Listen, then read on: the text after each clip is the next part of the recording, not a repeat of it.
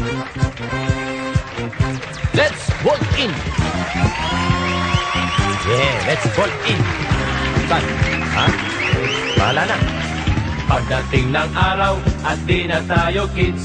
Pagdating ng space, 1999. Ang aking sasakyan isang magarang rocket ship. Biyahing Star Trek, driver ko ay bionic. Sister ni Flash Gordon, lagi kong kadate. Robot lang lagi ang isasayaw. Voltes 5 ang discotheque.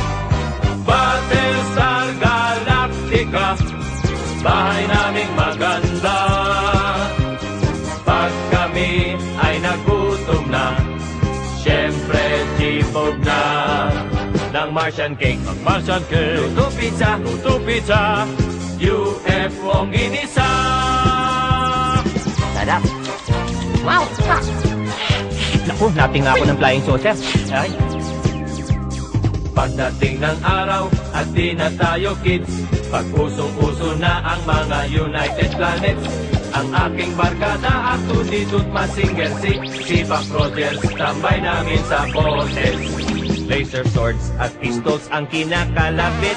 Uy, syempre close encounters of the third kind. Manay. Ang aming mga Star Wars. Ultraman kalaban ko siya sa chika.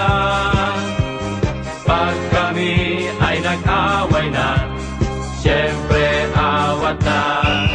Pagkat ang chick na problema, siya ay buntis na.